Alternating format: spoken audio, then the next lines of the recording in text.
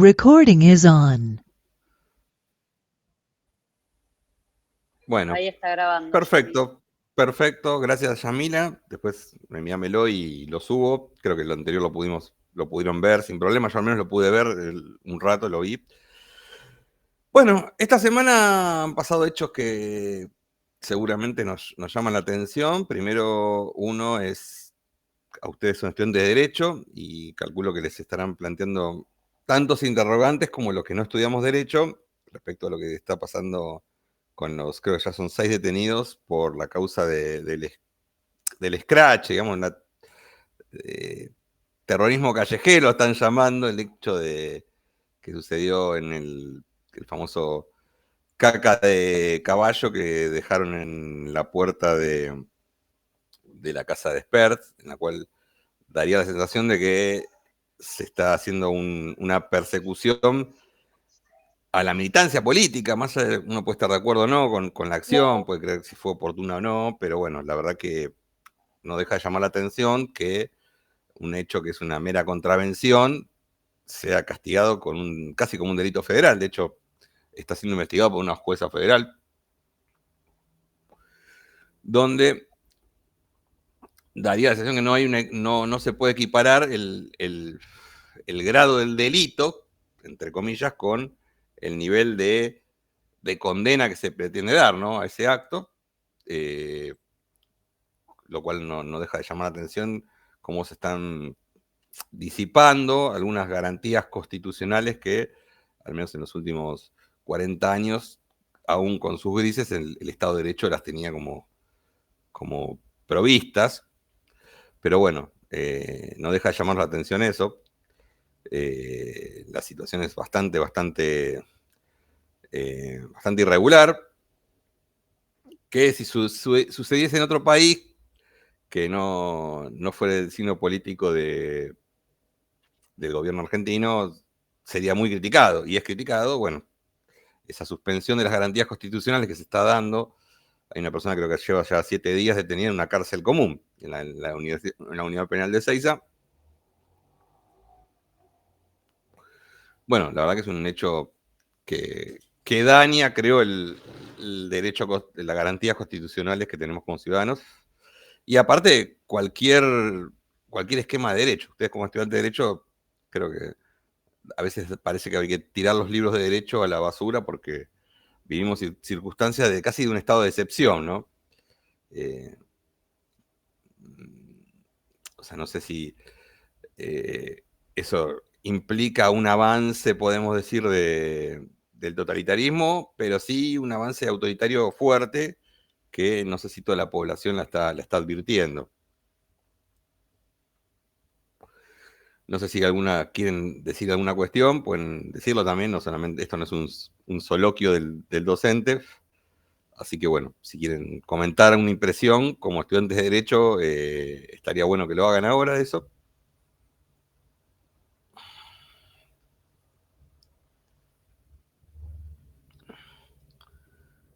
Bueno.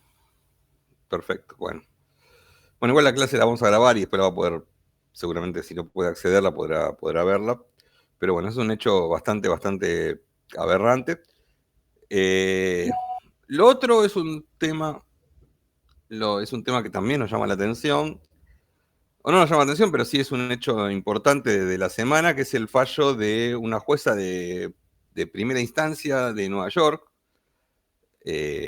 la señora Loretta Preska, que reemplaza al ya extinto juez Tomás Griesa en el juzgado de Nueva York, que decidió que Argentina debería traspasarle al fondo buitre Bumford el 51% del paquete accionario de YPF. Eso tiene dos cuestiones importantes, me parece. Primero, que el fallo es un fallo cuestionado incluso por personas que no necesariamente coincidan con el kirchnerismo, que fue el gobierno que expropió esas acciones, expropiadas por ley del Congreso y resarcido a los supuestos damnificados por esa expropiación. Una es cómo se da a veces cuenta de esta incompatibilidad de intereses en el caso del procurador del Tesoro, actual, señor se llama, quizás lo han escuchado hablar, se llama Castro Videla, que fue socio de un estudio jurídico hasta hace 2 o 3 meses que patrocinaba a las acciones de este fondo buitre Bumford, que es un fondo fuerte, importante, con mucho peso mucho peso de lobby en la justicia de Estados Unidos, que compró ese juicio, un juicio que estaba, así como se compran acciones basura, y lo ha litigado y le demandó a Argentina en este momento, que le estaba demandando algo así como 16 mil millones de dólares. Y bueno, el fallo de la jueza Presca es de por sí preocupante, ¿no? Porque también volvemos al tema de vulnera mucho del estado, parte del Estado de Derecho en la Argentina, ¿no? O sea, la cuestión es una cuestión importante donde lo que se discute con YPF es el tema de la soberanía energética. O sea, si vemos la situación que está sucediendo hoy, que creo que hay 10 provincias con problemas de suministro de gas por las bajas temperaturas y por la pereza del gobierno nacional en llevar a cabo algunas obras de infraestructura que son ineludibles. Bueno, es una cuestión a tener en cuenta en un país donde hasta en otras temporadas hubo cortes de suministro, pero más que nada al suministro para industrias. Nunca había tocado al consumo de zonas residenciales, ¿no? Entonces, un país como Argentina, que por un lado tiene el yacimiento de Vaca Muerta, que es la principal fuente de reservas de shale gas, esto de gas, la verdad que es un tema a tener en cuenta. Y otra cosa más que esto no lo dijo ningún kirchnerista, lo planteo siempre porque está bueno escuchar gente que por ahí uno dice, le sorprende la opinión, que fue el primer procurador del Tesoro que tuvo el gobierno de Macri, un señor que se llama Balbín de apellido. Y ayer lo estaba escuchando una entrevista muy interesante en Radio Rivadavia, una radio que tampoco se puede decir kirchnerista, pero que planteó no solo podemos decir, lo flojo que está el fallo de la jueza Presca, que por otra parte es imposible, no podría embargar bienes argentinos, como por ejemplo en el extranjero. De hecho, los fondos de Argentina y Estados Unidos pues sería un hecho absolutamente ilegal. Como en su momento se acuerdan, hace muchos años, otro fondo buitre había pedido allá hace más 10, 12 atrás. Pero aparte de una cuestión que sí planteo y que es interesante porque es una vieja deuda que tiene este sistema democrático de los últimos 40 años, que es la pérdida de la soberanía, y es algo que ya lo hemos hablado hace 2 clases, pero lo llamó de nuevo, que es el tema de la jurisdicción, la prolongación.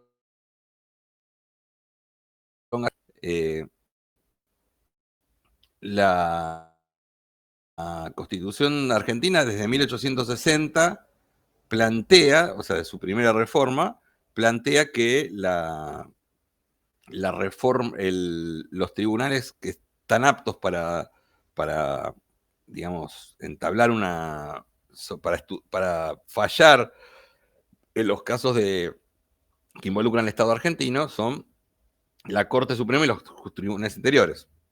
O sea, eso se mantuvo hasta la dictadura militar, cívico-militar, cuando se modificó a través de un decreto del gobierno de facto, en el cual se habilitó a particulares, sobre todo, pensemos particulares, empresas extranjeras, a litigar contra la Argentina en tribunales externos, en tribunales exteriores. Eso fue llevado a cabo por la pata civil de la dictadura, que era la que representaba o se referenciaba en el ministro de Economía, que tal vez sabrán de quién hablo, el señor José Alfredo Martínez de Oz, que no era economista, era abogado, y particularmente digamos, el think tank de la dictadura militar, que eran los abogados o el núcleo de abogados del Colegio de Abogados de la calle Montevideo, o Colegio de Abogados de la capital federal, que no es el colegio público de abogados, que nuclea los estudios jurídicos que representan las empresas, y ese colegio de abogados era parte del, digamos,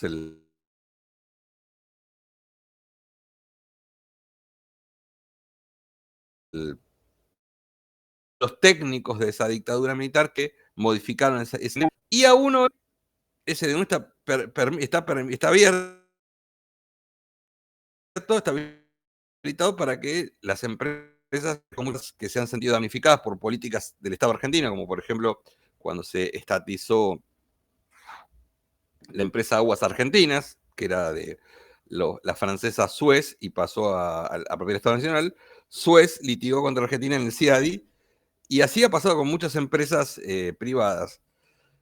Y eso no ha cambiado, esa jurisdicción no se ha discutido, ni siquiera los gobiernos, que podemos decir nacionales y populares, han aceptado esa cuestión. Por ejemplo, los bonos de la deuda que en su momento se emitió el Estado argentino en la época de Néstor Kirchner, estaban radicados o tenían posibilidad de ser litigados en el exterior. Por eso se involucraba el Tribunal de Nueva York y el Tribunal de Griesa. O sea, esa pérdida de soberanía, ¿se acuerdan cuando hablamos de soberanía en par de clases? Sigue siendo alguna amputación que se le ha tenido al Estado argentino, en la cual autoriza que en tribunales externos puedan litigar conflictos que suceden en nuestro país. Y esa cuestión no se ha resuelto. O sea, todos los gobiernos, que más que menos, han mantenido esa posibilidad de quitar de los tribunales argentinos estos casos de litigio, ¿no? Porque la justicia argentina tiene un montón de jueces y magistrados penales. Justamente estábamos hablando del caso de estas 6 personas que están detenidas por la cuestión por el ataque o el escrache a Espert. Pero aún así es más grave todavía que un tribunal externo, una jueza de primera instancia pueda juzgar y pueda tener potestad para litigar en un conflicto que incluye al Estado argentino y a un particular externo. Eso me parece un caso importante, y me parece una reflexión también de esas cosas que bueno,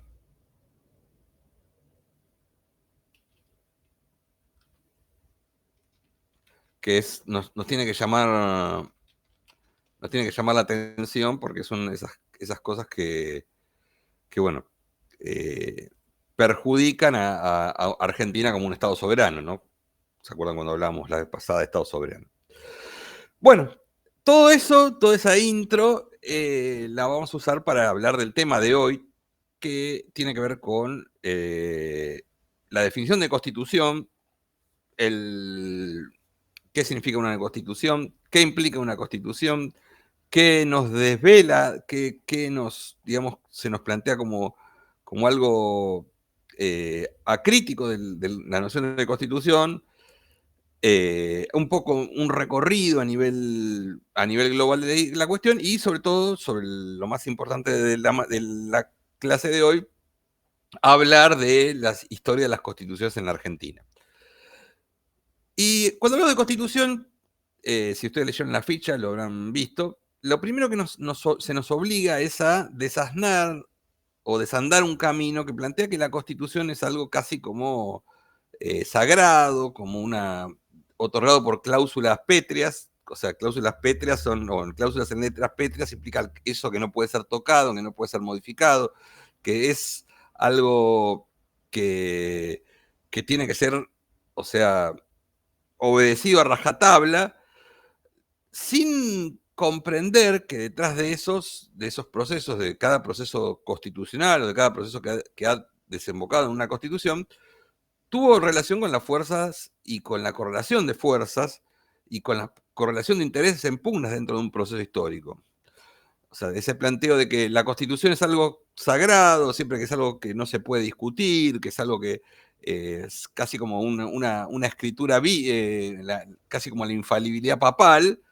Bueno, esa noción justamente, que es una noción que ha permitido en general el sometimiento de una clase sobre otra clase, bueno, esa es la cuestión que un poco uno viene a plantearse, viene a discutir, o es necesario discutir a la hora de reflexionar sobre el concepto de constitución.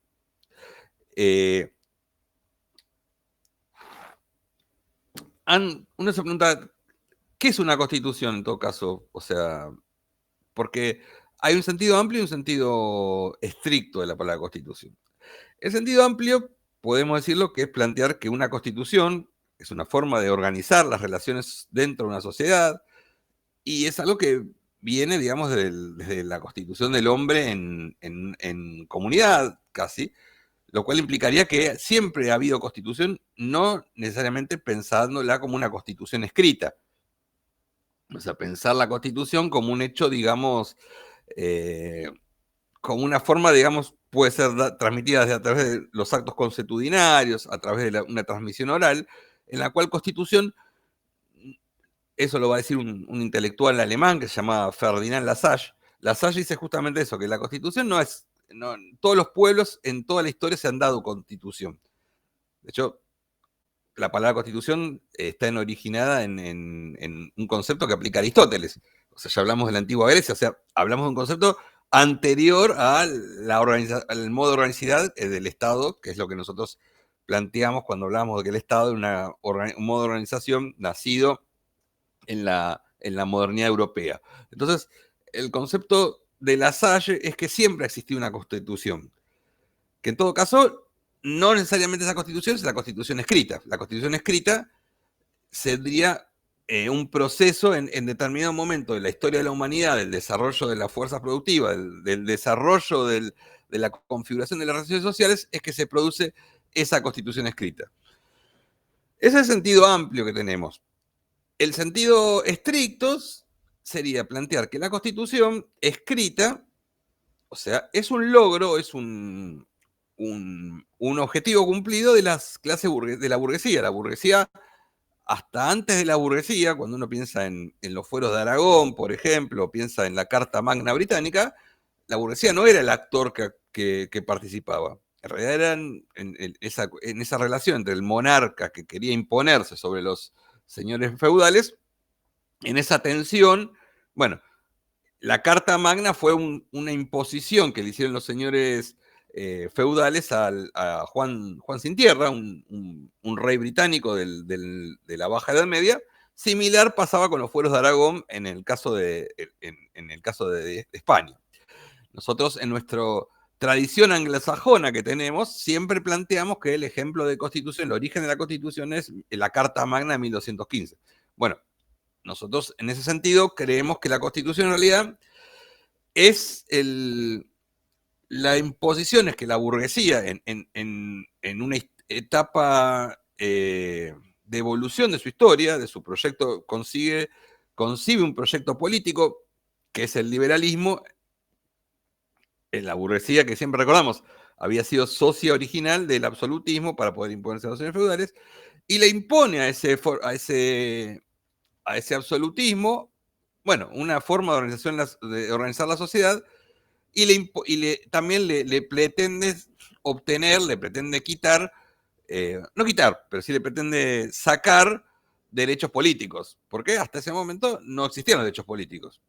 O sea, los derechos políticos vendrían a formar parte de ese periodo en que la Constitución, durante el liberalismo,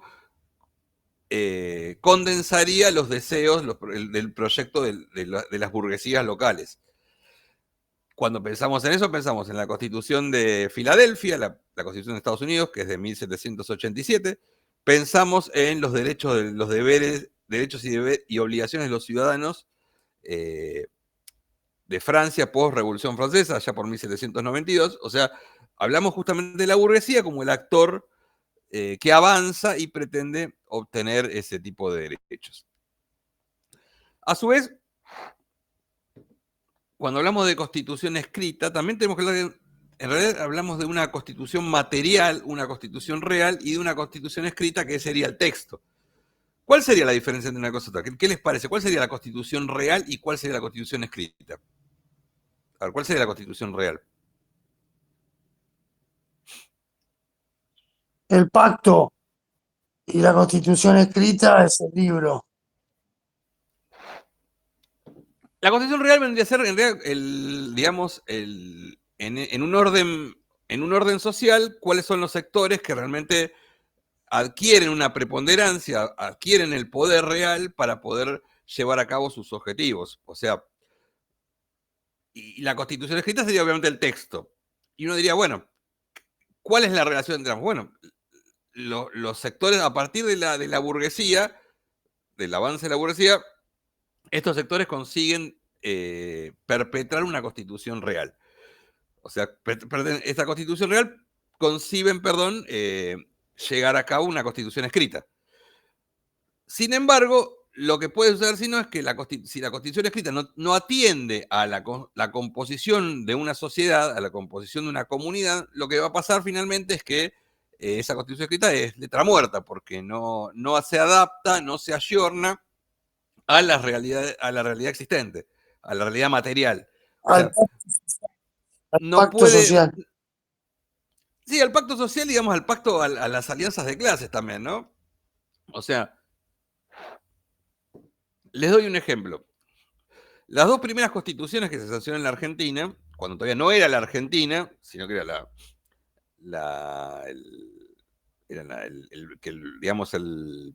durante 1819, 1825, son las dos primeras constituciones que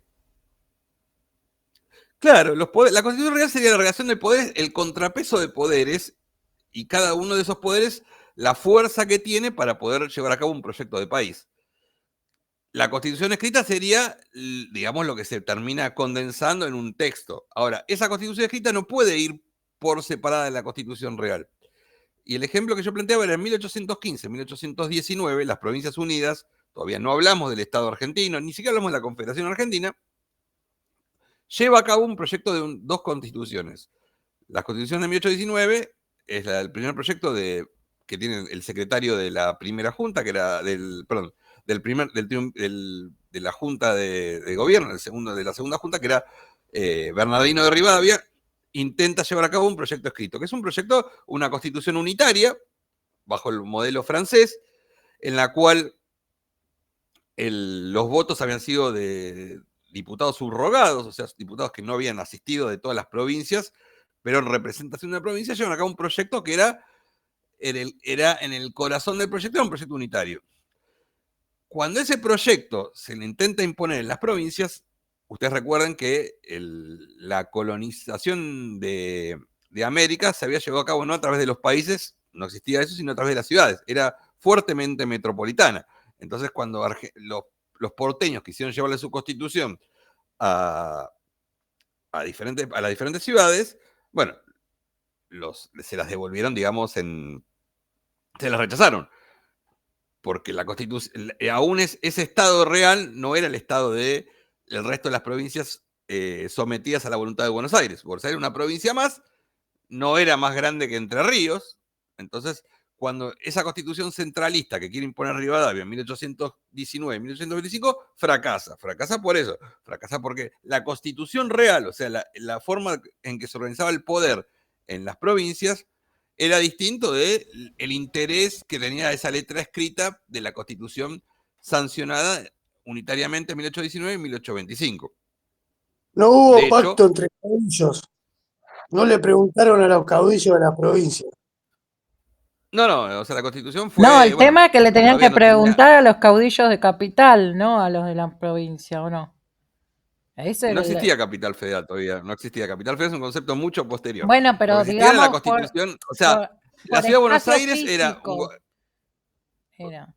¿no? Buenos Aires se planteó cuando se dice Rivadavia fue el primer presidente, que siempre es el sillón de Rivadavia. Rivadavia en realidad no podía mandar ni siquiera a 6 cuadras de la Casa de Gobierno o del Cabildo. No era el presidente de la Argentina. No tenía una representación. Pero bueno, se lo ha planteado como que era el presidente. Nadie lo eligió, ninguna provincia lo eligió a Rivadavia como presidente. Bueno, Rivadavia en 1819 intenta imponer una primera constitución, siendo secretario de gobierno, el gobierno centralista de Buenos Aires, el directorio, creo que me parece, a veces me confundo si era creo que era el directorio. Esa constitución, cuando va a las provincias, se la rechazan.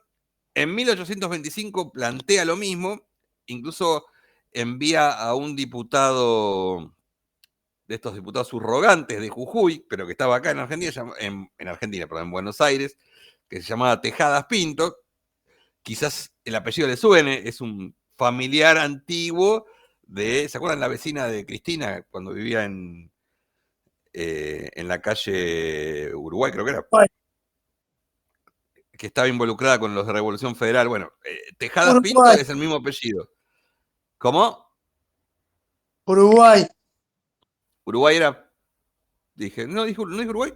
Creo que dije Uruguay. Bueno, la calle Uruguay, por eso. La calle Uruguay, la vecina tenía el apellido Tejada Pinto, era un descendiente de aquel Tejada Pinto. Cuando Tejada Pinto va a Santiago del Estero, se entrevista con el gobernador. Sí, vecina, por eso. Tejadas Pinto. Cuando el Tejadas Pinto se entrevista con Ibarra, que era el gobernador de Santiago del Estero, Ibarra ve la Constitución, ve los intereses, no era estúpido, y le da 24 horas para que abandone la provincia para no ejecutarlo. O sea, vemos como la Constitución escrita y la Constitución real no era el mismo proyecto. O sea, y una Constitución escrita que no está sostenida en bases reales no puede, se desvanece. En el futuro va a cambiar eso. Bueno, porque un año después de la Constitución de 1825, Rivadavia, todavía siendo presidente de la Argentina, convalida lo que se llamó la ley de Enfiteusis. La ley de Enfiteusis lo que hizo fue otorgarle generosas tierras públicas a los comerciantes de Buenos Aires, convirtiéndolos en terratenientes, o sea, en un bloque oligárquico de poder, y a través de ese núcleo fundante es que los terratenientes bonaerenses se van a convertir en un actor clave. Pero su propia burguesía. En 1826. Sí, burguesía no, burguesía es otra cosa, creo. La burguesía es aquella que ni siquiera es burguesía, porque la burguesía participa en los procesos de generar valor. Estos eran oligarcas nomás, eran terratenientes que crecen a partir de la ley Enfiteusis de 1826 de Rivadavia. El proceso es ese que se lleva a cabo. Y eso se van a construir un actor de poder. Ustedes saben que Hernández Arregui decía que el poder de la oligarquía sopesa, en el libro se llama La conciencia nacional, sopesa justamente en esta posibilidad, en la inalienabilidad de la tierra pública, de la tierra, de los grandes latifundios. Y esa propiedad privada se lleva a cabo bajo el pretexto de mi propiedad seguía hasta donde había otro alambre que me lo frenaba. O sea, fue una cuestión bastante floja de papeles, podemos decir. Sin embargo, ese actor se va a convertir con los años en un actor de poder, que no aparece en esos dos procesos, todavía en la Constitución real no le permite aparecer. Por eso la Constitución escrita de 1819 y la Constitución escrita de 1826 naufragan como naufragan. Pero vamos a retroceder un par de años. ¿Ustedes saben cuándo fue la primera que se planteó sancionar una Constitución en Argentina? ¿Qué organismo fue? Y supongo el Cabildo. Pero ¿qué acto, digamos, fue el acto que, digamos, se organizó en pos de construir, de sancionar una Constitución y de declarar la independencia? La Revolución de Mayo. Hecho histórico. No. Un poquito después. Acuérdense, lo van a... ¿La invasión de los ingleses o la invasión de los franceses al Río de la Plata? Una de las dos. No, un par de años después hablamos de la Asamblea del año 13. La Asamblea del año 13 se constituye, aparte de haber declarado la libertad de vientres, haber abolido la esclavitud, haber abolió la esclavitud es una forma de decir igual, porque en realidad fue para los esclavos por nacer, pero bueno, también siguió existiendo en la forma de servidumbre. Los principales motores de esa reunión, que fue la Asamblea del año 13, fue sancionar una constitución y declarar independencia. Bueno, ninguno de esos dos objetivos se cumplió en ese momento. Se cumplieron algunos tipos como eliminar las prerrogativas de sangre, los títulos nobiliarios, cuando la verdad en el Río de la Plata no existía ningún marqués, ningún conde, ningún nada. Pero bueno, formalmente se eliminó eso, formalmente se recuerda a la Asamblea del 13 por haber abolido la esclavitud. Sin embargo, la independencia argentina no se declaró ahí, se declaró posteriormente. ¿Usted sabe cuántas veces se declaró la independencia en Argentina? A ver si alguno se acuerda. ¿En qué año se declaró la independencia?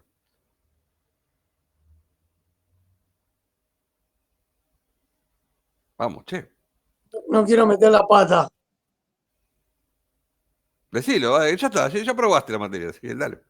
No sé si el 18 puede ser. No. ¿Dónde se declara la independencia argentina? ¿En qué ciudad se declaró la independencia argentina? O todos siempre recordamos que se declaró la independencia argentina.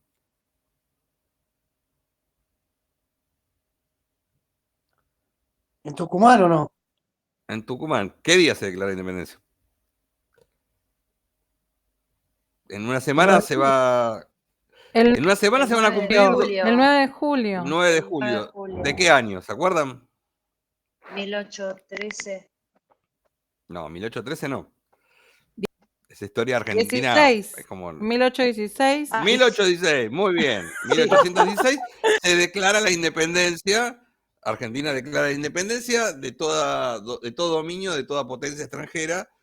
Sin embargo, no lo declaran todas las provincias.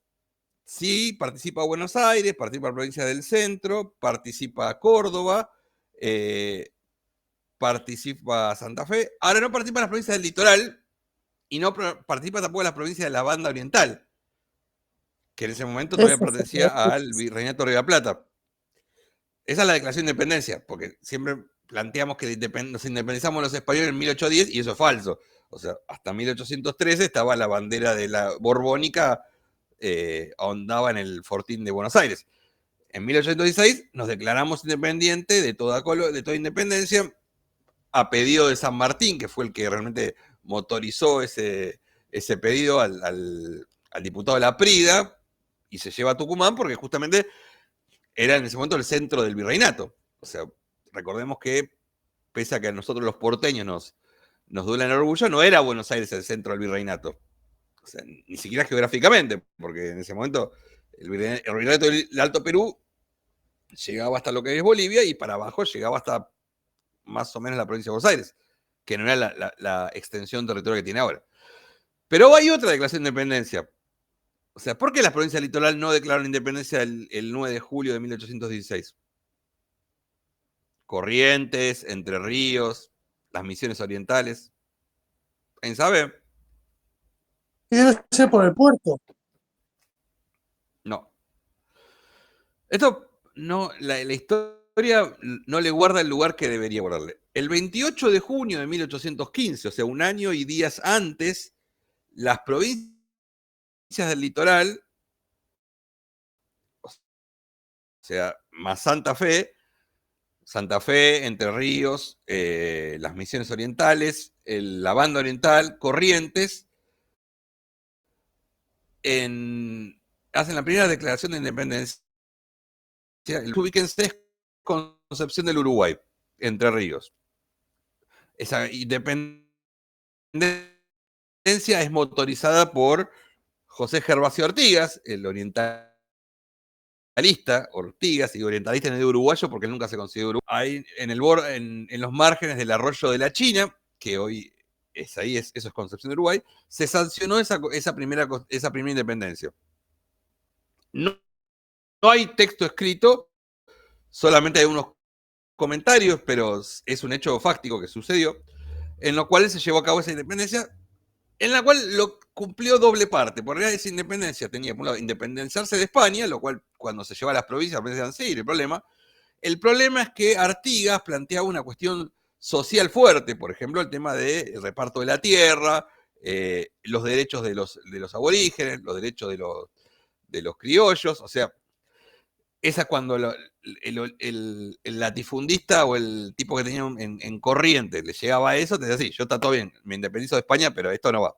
O sea, la parte social, digamos que quedó postergada, pero bueno, la declaración de independencia primero fue esa, por eso esas provincias no participaron, porque no, nosotros ya nos independizamos. Santa Fe participó de un proceso y del otro, pero el resto de las provincias no participó. Pero bueno, eso después pueden hurgar en la historia en lo que fue la declaración de independencia en Arroyo de la China. Pero bueno, en 1813 la Asamblea planteó una constitución, no se pudo llevar a cabo, y bueno, comienza ahí la cuestión. No hay una tensión permanente entre las provincias y Buenos Aires, en parte por el puerto, justamente, que era el gran ingreso económico que tenía la ciudad de Buenos Aires, y obviamente no quería compartir esas ganancias esas ganancias con las provincias, con el interior del país.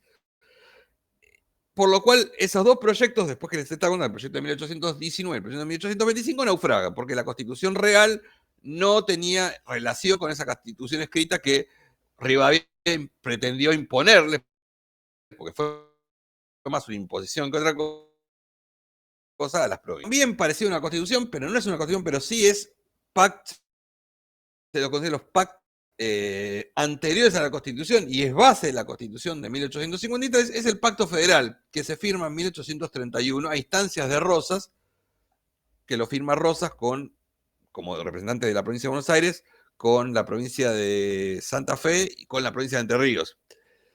También participa un poco Corrientes, pero bueno, Corrientes tampoco no se va porque no estaba de acuerdo con las ideas de Rosas, pero bueno, ese pacto, digamos, esa base de acuerdos, que un poco va a ser el origen de nuestra representación federal, nace en ese pacto federal de 1831, que firman esas tres provincias, justamente, Buenos Aires, Entre Ríos, que en ese momento tenía a nivel población y territorio más o menos la misma extensión que Buenos Aires, y por otro lado, Santa Fe. Hablamos de los caudillos, en ese momento estaba, bueno, Francisco Ramírez en el caso de Entre Ríos, Estanislao López en el caso de Santa Fe, y bueno, Rosas, que era la figura más importante, ¿no? Que va a dar el pie para lo que es la Confederación Argentina. Que va a dar el pie para la Confederación Argentina. Si ustedes se acuerdan que cuando hablamos de confederación y de federación, dijimos que eran dos instancias de un mismo proceso histórico. Y la Constitución, justamente, lo que plantea la discusión es, bueno, hacer una base de acuerdos relacionados también con la ley de aduanas que había sancionado el gobierno de Rosas. Pero bueno, estaba esa puja permanente por justamente quién manejaba el puerto. Rosas podía ser muy federal, pero el puerto era de Buenos Aires y no pensaba compartir la rentabilidad del puerto con las provincias del litoral.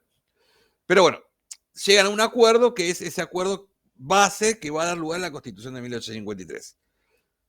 ¿Cuál es el hecho anterior a la Constitución de 1853? ¿Qué es el hecho, digamos, que es el que da producto a la Constitución de 1853? ¿Qué sucede un año antes de la Constitución? La batalla de Pavón. La batalla de Pavón. No, la batalla pero no de Pavón. Se me viene a la mente la vuelta obligado, pero no sé por qué pienso que estoy perdida. No, la vuelta obligado fue en 1845, justamente, en la cual lo que pretendía la Confederación Argentina es que respete en las potencias anglo-francesas la potestad, la soberanía argentina sobre sus ríos interiores. Que estaba planteado también en parte de lo que era la ley de aduanas. No era tan errado, medio errado.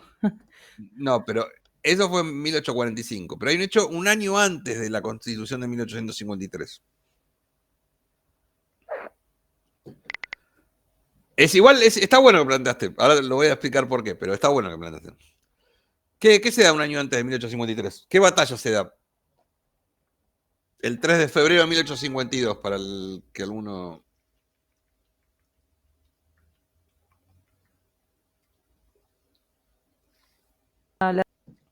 La de Caseros. La de Caseros. La batalla de Caseros, perfecto. Por eso, la batalla de Caseros es la batalla en la cual el ejército grande, digamos, acuérdense que Urquiza era el jefe militar de la Confederación Argentina y era el hombre fuerte de Entre Ríos. Urquiza lo traiciona a Rosas. Derrota a Rosas. Derrota a Rosas en la batalla de Caseros, en donde está la localidad hoy de Caseros, ahí en 3 de febrero. Un ejército que estaba financiado, apoyado por Brasil. ¿Y Urquiza qué lío tocaba ahí? ¿Cómo que lío tocaba? Y él... Urquiza lo vence a Rosas. Claro. Urquiza lo traiciona a Rosas y lo termina derrocando a Rosas. En la batalla de Caseros, el ejército grande, que estaba conformado, entre otros, por los unitarios, por Urquiza, Entre Ríos, algunas provincias que se habían opuesto a Rosas, el apoyo de Brasil, el apoyo británico, el apoyo de algunos uruguayos que eran en lo que era el Partido Colorado, vencen a Rosas y Rosas es finalmente destituido. Entonces en ese marco se produce la caída de Rosas. Cae Rosas, entre otros motivos, lo primero que hace Urquiza es derogar la ley de aduanas. Eso es a pedir de Gran Bretaña, que, digamos, logísticamente apoyó ese avance. La batalla es el 3 de febrero de 1852. Brasil no ingresa inmediatamente a Buenos Aires. Va a dejar, digamos, 20 días hasta el 27 de febrero de 1852. Algunos dicen que esa fecha tenía representación en que había sido la batalla de Ituzaingó, donde la Confederación Argentina había vencido al Imperio Brasilero en una batalla marítima, y como una forma de simbólica ellos quisieron avanzar recién esos 20 días. Se van a ejecutar más partidarios de Rosas que todas las ejecuciones que había hecho Rosas en 20 años. Lo plantea la historia. Bueno, en 1852 ingresan finalmente, Urquiza se hace con el poder. Va a durar poco en Buenos Aires porque los propios porteños el 11 de septiembre de 1852 van a hacer le va a hacer, digamos, un golpe de estado a Urquiza y Urquiza va a terminar volviéndose a Entre Ríos. Y queda un poco dividido el país. Queda el Estado argentino, la Confederación Argentina, y por otro lado queda Buenos Aires, casi como un principado, una zona autónoma, porque Buenos Aires no estaba dispuesto a ser gobernado por una autoridad, digamos, nacional y en todo caso, digamos, someterse a la voluntad del Estado Nacional, que entre otras cosas obviamente tenía la cuestión del puerto. Buenos Aires, el puerto es mío y yo lo manejo el puerto, no lo voy a compartir las ganancias que da el puerto con el resto del país. Por eso en la Constitución de 1853, que se sanciona, ¿participa o no Buenos Aires en esa Constitución? ¿Habrá alguno que haya estudiado de Derecho? No. No, exacto, no participa. Buenos Aires no acepta integrar al Estado argentino en ese momento. Por eso se sanciona en Paraná la conferencia, la Constitución de 1853. No se sanciona en Buenos Aires, no participa del primer proyecto, es casi un territorio autónomo, digamos, quiere hasta un objetivo de separarse absolutamente de la Confederación Argentina. Esa Constitución, ¿qué forma tiene? A ver si se acuerdan del preámbulo. ¿Cómo es la Constitución argentina según el preámbulo de 1853? Representativa, republicana y federal. Representativa, republicana y federal. O sea, representativa, o sea, el pueblo no se gobierna sino trae sus representantes. Republicana, adopta el formato republicano, el formato de república, sin que eso implique una participación de todo el pueblo, ¿no? De toda la comunidad. Y federal, porque está basado primero en los principios del Pacto Federal y porque Urquiza era federal. O sea, el concepto de federal, y hoy todavía seguimos diciendo que la Constitución, el preámbulo es, no es los representantes del pueblo, adquiere la forma representativa, republicana y federal. Eso no se modificó.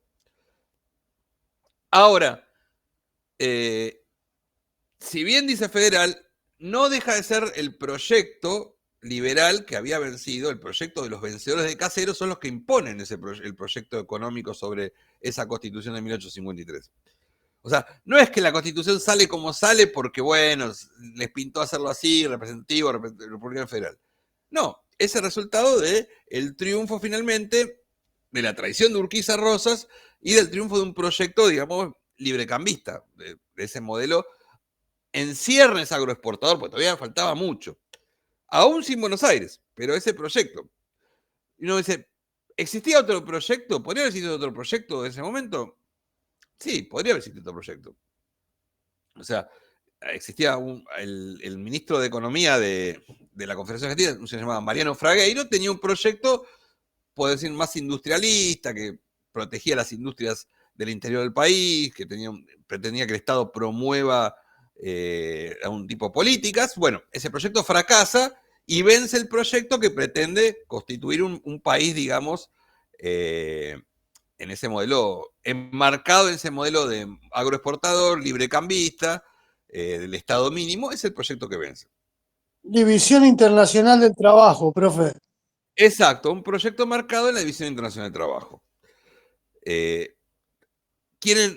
¿En qué bases toma? Bueno, toma las bases de Alberdi, las bases para la Constitución de Alberdi. Alberdi era un jurista, admiraba el modelo de la Constitución de Estados Unidos e intenta implantar un modelo acá. Lo que pasa que, como cualquier adaptación que se hace forzada, sin tomar en cuenta las características, bueno, nunca llegamos a hacer una Constitución como la de Estados Unidos en 1787. Pero Alberdi, en su base constitucional, él viraba a Europa, pero viraba sobre todo a Estados Unidos. El modelo de él es el modelo de la Constitución de Estados Unidos. Rivadavia miraba a Francia, ¿no? Rivadavia miraba a Francia, pues es otra época histórica. Rivadavia estamos hablando de las primeras décadas del siglo XIX y de Alberdi ya estamos hablando 30 años después. Cuando Estados Unidos comenzaba a ser un país, o sea, se me perdió la palabra, el país más avanzada, más progresista, muy entre comillas, de lo que era el modelo. Si bien todavía era un país esclavista, ¿no? Pues todavía iban a pasar años después, iba a ser la guerra de secesión en Estados Unidos y se iba a una guerra civil de 5 años, pero el modelo de la Estados Unidos pujante, sobre todo de la Estados Unidos de la parte de norte, bueno, ese fue el modelo que intentó ver Alberdi. No necesariamente lo que transpolaron los constituyentes acá. Igual Alberdi es un tipo que hay tantos Alberdis como lecturas posibles, o sea, uno depende de la época de el que lea de Alberdi, hay un Alberdi cercano a Rosas, hay un Alberdi antirrosista, hay un Alberdi cercano a Urquiza, hay un Alberdi cercano a diferentes líneas, hay un Alberdi que se enfrenta a Mitre, hay un Alberdi que se enfrenta a Sarmiento, hay un Alberdi que denuncia los crímenes de la guerra del Paraguay. Hay muchos Alberdi diferentes. Y que en sus escritos póstumos termina diciendo, un poco termina jurando sus ideas liberales, diciendo, al final los liberales argentinos, antes que nada, pretenden no gobernar la vida de otros antes que gobernar la vida propia, como que de liberales tenían poco y nada.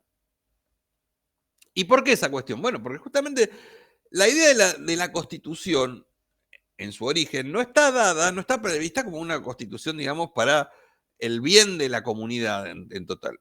La Constitución no es democrática, profe. La Constitución no es democrática, eso lo dicen los hermanos Irazusta. No existe en toda la Constitución de 1856 la mención de la palabra democracia. O sea, habla de forma representativa, pero no habla de democracia, no habla de la participación del pueblo. Porque como decía el sabio Domingo Faustino Sarmiento, la Constitución está pensada para los sectores que realmente pueden pensar el país, los sectores civilizados, la clase dominante. Para el pueblo están las leyes comunes y la policía. O sea, nosotros pensamos un país para nosotros, no para el que vengan los que vienen los ágrafos, la barbarie a decirnos cómo es. ¿Se entiende más o menos cómo lo que estoy planteando? ¿Y cómo ese proyecto es inescindible del resultado de la batalla de Caseros? O sea, sin batalla de Caseros, sin derrota de Rosas, sin división internacional del trabajo, sin, digamos, victoria de ese modelo agroexportador, no podemos pensar en la Constitución de 1853, porque no es que es algo que la Constitución que está ahí volando en el aire. Laura tiene dos pantallas abiertas, no sé si abrió dos computadores al mismo tiempo. No es algo que está en el aire, sino que la Constitución tiene plena relación con las fuerzas en pugna en un momento histórico y cómo esas fuerzas manejan una hegemonía o no. O sea, y está dado mucho por eso. No es una letra pétrea que no se puede tocar, no se puede modificar, que no tiene absolutamente nada que cambiar. Y vuelvo a lo que dijo Yamila. ¿Qué hecho contó Yamila? Habló cuando hablamos de los hechos anteriores a la Constitución de 1853. La vuelta de obligado. La vuelta obligada. ¿Qué fue la vuelta obligada? ¿Qué año fue?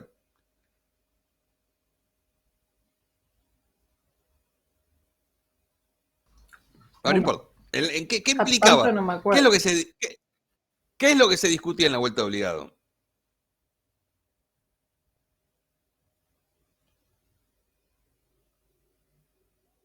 ¿Qué era el punto, digamos, que se discutían en la vuelta obligado?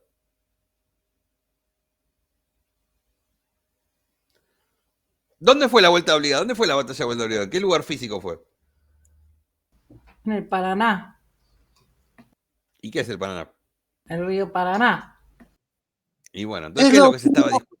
Es lo mismo que hicieron los otomanos, ¿no? La técnica de batalla en el agua, ¿es esa?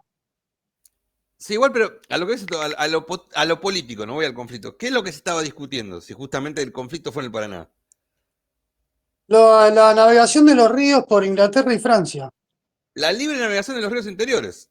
O sea, esto es un planteo que hoy nos suena absurdo, porque hoy imaginemos que nosotros queramos navegar libremente el río Sena, o imaginamos que queremos navegar libremente el río Támesis, te van a decir, no, este río, los países son soberanos y controlan sus ríos interiores. Bueno, las potencias pretendían que imponerle a Argentina esa libre navegación de los ríos.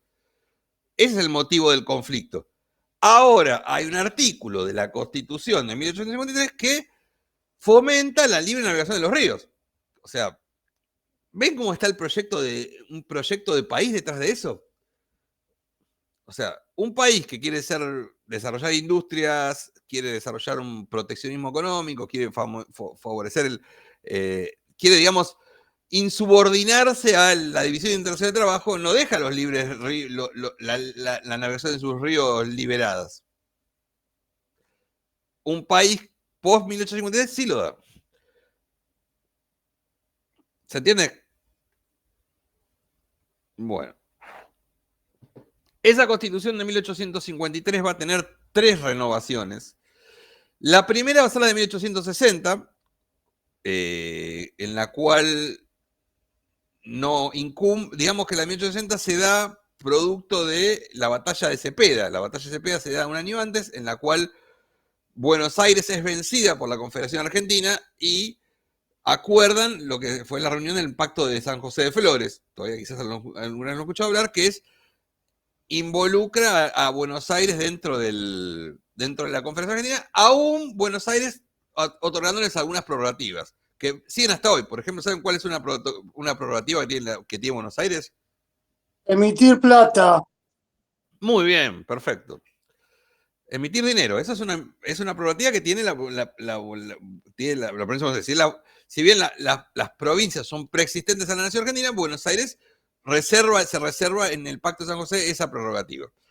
Pero bueno, eso da lugar a una reforma, la primera reforma constitucional en 1860, en la cual justamente ingresa Buenos Aires dentro de la Constitución argentina, aún discute el puerto, porque no quería hacer el puerto, pero se da ese proceso y, entre otras cosas, se daba aquello que yo dije.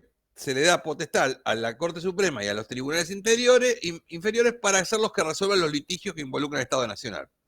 Eso que hoy discutimos, en ese momento aún el mismo gobierno liberal lo planteaba como una cuestión que le correspondía, que no era algo discutible eso. La jurisdicción, claro. Esto de la extensión de la jurisdicción no se lo permitía la cuestión. Voy a hacer un pequeño apartado. Aún la Constitución actual, ¿de qué año es la Constitución actual que tenemos? 94. Bueno, el artículo 116, si alguno lo puede googlear y lo puede buscar, le sigue dando ese lugar, esa facultad al Poder Judicial y a la Corte Suprema y los tribunales interiores. Ahora, se buscó un resquicio, y después lo vamos a ver, para que eso, digamos, sea por la galería. Pero aún hoy la Constitución garantiza que es la Corte Suprema y son los tribunales interiores, a través del artículo 116, los que permiten eso. Si uno lo busca en Google, lo van a encontrar artículo 116, Constitución 1994, y lo va a poner ahí. Bueno, vuelvo a lo mismo. Ese proyecto es el proyecto de esa Constitución, ese proyecto de país, ese proyecto de país ampara una Constitución. No es que la Constitución, y esto es importante, no es que una Constitución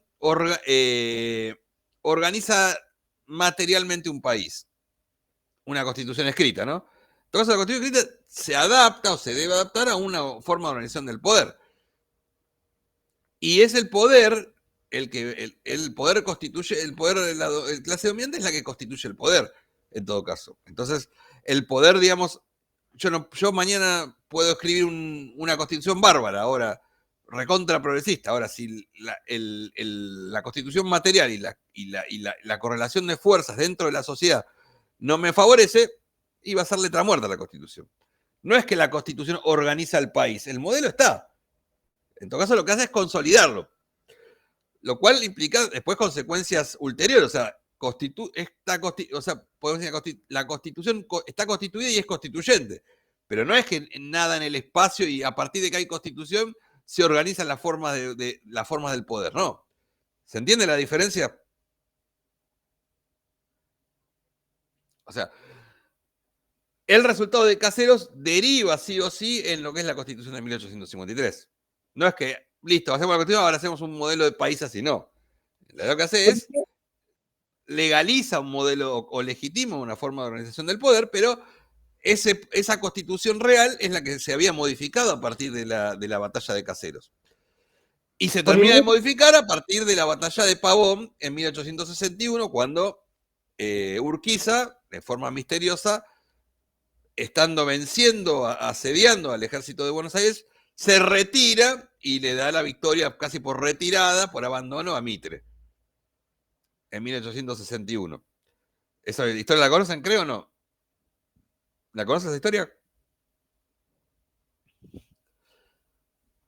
O sea, 1861 es cuando se produce la batalla de Pavón, en la cual Mitre, la única victoria militar que ha tenido, la tuvo más que por mérito de Mitre, por abandono de Urquiza. ¿Por qué lo hizo Urquiza? Bueno, es todavía un gran secreto a 165 años de ese hecho. Todavía se discute por qué Urquiza decidió abandonar un triunfo seguro, retirarse. Algunos dirán que es por la afiliación masónica que tenían ambos, eran masones ambos. Algunos dirán que Urquiza entendía que nunca iba a poder gobernar Argentina con Buenos Aires enfrente. Lo que sea, termina con la victoria militar de Mitre en 1861 por abandono más que otra cosa. Y comienza a organizar el país de acuerdo a los intereses de la clase dominante, ¿no? Pero bueno, esa Constitución, dijimos, una primera reforma en 1860, otra en 1866, otra en 1898. Es importante esto. Estas tres reformas siempre se llevaron a cabo dentro de la forma de organización del poder, dentro de lo que era el modelo oligárquico liberal. O sea, el pueblo no participaba en estas constituciones. Eran procesos, digamos, de lucha de facciones de clases. Se agregaba algún elemento, algún otro, pero en general se llegaba a un consenso debido a que el consenso estaba dado entre las propias clases dominantes. No había participación popular. Pero bueno, esas reformas se consideran que son reformas, no antiguas. O sea, la Constitución es la de 1853, se considera que son reformas que se van agregando. Culmina en la Constitución de 1949. ¿Qué gobierno llevó a cabo la Constitución de 1949? Juan Domingo Perón. Juan Domingo Perón, perfecto. Esto es importante porque vamos a recordar lo que decíamos de Irigoyen la clase pasada. Irigoyen, si bien implicó un periodo de democratización, porque llega por elecciones secretas, obligatorias y universales para los hombres mayores de 18 años, no implicó un cambio en el modelo de país. O sea, Argentina siguió sosteniendo el modelo agroexportador y Irigoyen no veía una necesidad de un cambio. Decía, mi programa es la Constitución, no decía, tengo que tirar abajo la Constitución de 1853. O sea, si bien puedo decir que incorporó elementos nuevos, incorporó la participación de muchos sectores medios a la política. El modelo económico no lo discute Argentina. El modelo económico se comienza a discutir más que nada a partir de 1933, a partir de la decisión británica de no comprarnos más alimentos y la necesidad de generar un pequeño modelo sustitutivo de importaciones, en tanto y en cuanto no podíamos seguir comprando en el exterior las cosas que antes comprábamos. Necesitamos producir algo nosotros. Pero ese modelo es un modelo visto como un modelo de, digamos, de transitorio, no como un modelo real. O sea, eso comienza la discusión de un nuevo modelo económico y un modelo de fuerte industrialización y la incorporación no menor de los sectores populares a la vida política, comienza a darse a partir del 17 de octubre de 1945. Cuando hablamos del peronismo, hay muchas, hay quienes dicen que la fecha fundacional es el 4 de junio del 43, otros dicen, bueno, la fecha que podemos visibilizar, la fecha de irrupción del peronismo en la vida política argentina es el 17 de octubre de 1945, con sectores trabajadores que ya existían, no es que Perón los creó los sectores trabajadores, ya existían esos sectores, pero no tenían esa mediación entre el pueblo y el poder que lo construye a través de Perón. Entonces, en ese momento, un proyecto político ya está llevando a cabo, que ya llevó a cabo buena parte de sus políticas, incluso la política de nacionalización de la marina mercante, nacionalización de la banca, nacionalización de algunas empresas que estaban, por ejemplo, los teléfonos, los ferrocarriles. Ese proyecto, Perón comprende que tiene que consolidarlo tras un cambio en la Constitución. ¿Para qué? Porque si vos tenés un proyecto de Constitución, ese proyecto, digamos, tiene más fuerza, ¿no? Y supuestamente no va a ser fácil maleable o fácil derribable todos esos derechos que estaba el peronismo incorporando y esos sectores que estaba incorporando. Por eso nosotros decimos que la Constitución de 1852 en realidad es la Constitución basada en el concepto de ciudadano. El ciudadano era aquel que podía votar, que no era todo el pueblo, ¿no? El concepto de ciudadano, muy en la visión liberalote, los derechos civiles, los derechos políticos, no, derechos civiles y algunas cuestiones. El eje de la Constitución de 1949 es el trabajador, no es el ciudadano ya. O no deja de ser ciudadano, pero porque amplía los derechos, pero está puesto en el modelo productivo, en el modelo industrial que genera el peronismo. Derechos sociales de tercera generación, profe, ¿no? Derechos sociales de tercera generación, muy bien, como dice Ezequiel, ahora las constituciones, el primer país del mundo que tuvo que da lugar a lo que se llama el proceso de constitucionalismo social, ¿saben cuál fue? La doctrina social de la Iglesia, no llega a escuchar bien la frase que dijo. ¿Cuál fue el primer país que llevó a cabo un modelo de constitucionalismo social? O sea, incluir los derechos sociales. ¿Cuál fue? ¿Saben cuál fue? México. Muy bien, México. En México, después de la guerra civil que llevó a cabo la Revolución Mexicana, en ese mapa se lleva a cabo el primer proyecto, la primera constitución de rango que está enmarcada dentro del constitucionalismo social, la Constitución de México de 1920 y pico, no recuerdo. Hay otros ejemplos, algunos países de Europa, pero el primero es el ejemplo mexicano. En Argentina, estos derechos de segunda generación, los derechos sociales, los derechos de la ancianidad, los derechos de los indígenas, se comienzan a dar a partir de la Constitución de 1949. ¿Qué tuvo? El primer proyecto lo planteó un español catalán que se llamaba José Figuerola, que había participado, era originalmente falangista, había participado incluso en el gobierno de Primo de Rivera, pero bueno, después va a ser funcionario del gobierno de Perón y es el primer proyecto. Finalmente ese proyecto no avanza y avanza el proyecto de un constitucionalista que tal vez ustedes no lo han nombrado, no lo han escuchado, lo hemos mencionado una vez. Sí, lo hemos mencionado, creo, lo hemos mencionado hace unas clases, que es Arturo Sampay. ¿Quién es Arturo Sampay? Bueno, Arturo Sampay, exacto. Arturo Sampay es un dirigente político, es un abogado, un jurista formado en digamos, en las doctrinas de la social de la Iglesia. Es de origen tomista, el concepto de Santo Tomás de Aquino, es el concepto en el que se integra. Él no es peronista, ha tenido una militancia radical, pero podemos decir que más es un pensador cristiano, o sería social cristiano, que es el que plantea digamos, es el espíritu de esa Constitución de 1949. Más allá de esos derechos, esa mención de los derechos, lo más importante de esa Constitución es el cuarto capítulo. ¿Por qué? Porque el cuarto capítulo plantea lo que es la función social de la propiedad.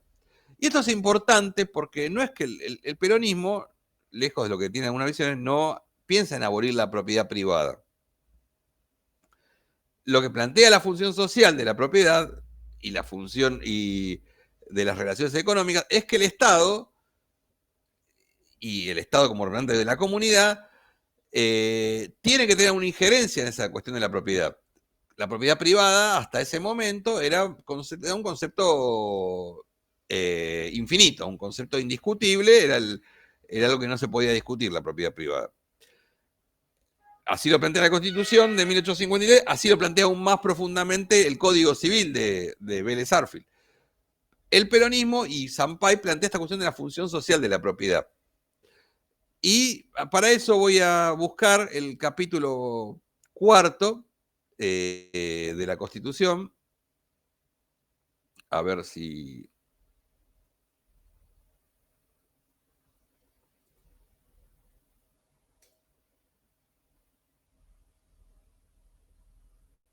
A ver si está ahí. Esa es dice, capítulo 4, función social de la propiedad, el capital y la actividad económica. Ustedes lo tienen en el PDF. Son 4 artículos que son la clave de esa Constitución. De esa Constitución de 1900... el artículo 38, el artículo 39, el artículo 40, son los 3 artículos más importantes de esa Constitución. Y de estos artículos, el artículo 40 seguramente es el que nos permite definir lo que era el proyecto político del peronismo, de ese primer peronismo. ¿Alguien lo puede leer? Y yo lo leemos y lo voy cortando y lo vamos explicando. A ver, alguien que lo quiera leer. Vamos. ¿Lo ven o no? Sí, profe, ¿el artículo 39 o 40?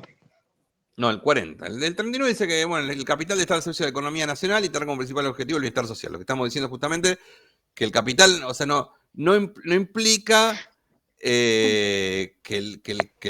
o sea, no está renegando el capitalismo y no está renegando que el capitalismo Claro. tiene como principal objetivo la maximización de la ganancia o del beneficio económico del capitalista, pero lo que plantea es que eso no puede ir en contra de los intereses nacionales. O sea, no pueden ir en contra del bienestar social. No puede un tipo enriquecerse a expensa del resto. Porque está justamente esta cuestión de la función social. Por eso habla del beneficio común, ¿no? Pero ¿cuál es el artículo 40? A ver, léelo y yo te... Ok. La organización de la riqueza y su explotación tiene por fin el bienestar del pueblo. Dentro de un orden económico conforme a los principios de la justicia social, el Estado, mediante una ley, podrá intervenir en la economía y monopolizar determinada actividad, en salvaguardia de los intereses generales y dentro de los límites fijados por los derechos fundamentales asegurados en esta Constitución, salvo la importancia... Para ahí. Bueno, ahí está el planteo. O sea, lo que está planteando es eso. El Estado no está diciendo que el capital, la propiedad privada debe ser abolida, ni que las empresas tienen que ser todas del Estado. Lo que está Estado es que el Estado puede intervenir y en determinadas áreas las va a monopolizar el Estado. ¿Qué áreas? Bueno, principalmente el comercio exterior. El comercio exterior, o sea, la relación de Argentina con el mundo, es algo que es una tarea indelegable del Estado argentino. ¿Por qué? Porque justamente garantiza los derechos, pero dice, ese área le corresponde al Estado argentino. ¿Qué dice después? Ok. ¿Qué dice más? Salvo Dale. la importancia y exportación que estarán a cargo del Estado, de acuerdo con las limitaciones y el régimen que se determina por ley, toda actividad económica se organizará conforme a la libre iniciativa privada, siempre que no tenga por fin ostensible o encubierto dominar los mercados nacionales, eliminar la competencia o aumentar usurariamente los beneficios. Paremos ahí. Bueno, ahí está el planteo. Salvo la importación, o sea, el comercio exterior, eso es actividad del Estado, se lo monopoliza el Estado. Ahora, lo que el Estado plantea es que después de la reforma de organizar económicamente, no estamos diciendo no puede existir la empresa privada. O sea, no es un el modelo comunista, es el modelo justamente de la libre competencia, queremos la libre iniciativa del privado, siempre que ese privado no genere monopolios. Si ese privado elimina la competencia y entonces puede explotar usuariamente y cobrar lo que quiera, porque no tiene competencia, ahí ya el Estado lo frena eso. Pero mientras tanto el Estado se reserva únicamente, monopoliza el comercio exterior. Bueno, por eso también nacionalizó la Marina Mercante, ¿no? El ingreso y salida de divisas, pero no se mete, no restringe la actividad de los privados en cuanto a, por ejemplo, el que ofrece un servicio. Siempre y cuando ese servicio esté abierto a la competencia y no pueda cobrar lo que quiera o monopolizar determinadas zonas. ¿Qué dice ahí el otro párrafo? Los minerales, las caídas de agua, los yacimientos de petróleo, de carbón y de gas y las demás fuentes naturales de energía, con excepción de los vegetales, son propiedades imprescriptibles e inalienables de la nación, con la correspondiente participación en su producto que se convendrá con las provincias. ¿Sigo? Punto. Ahí estamos viendo. ¿Qué está diciendo? Esto es muy simple. Dice, los minerales y los yacimientos de petrolífero, de carbón, son propiedad del Estado argentino. Y es importante esto porque es una diferencia fundamental con la Constitución actual. Actualmente, los propietarios de los yacimientos metalíferos, los yacimientos minerales, los yacimientos petrolíferos, son del dominio de las provincias. En cambio, la Constitución de 1949 dice que esos son propiedad inalienable de la nación.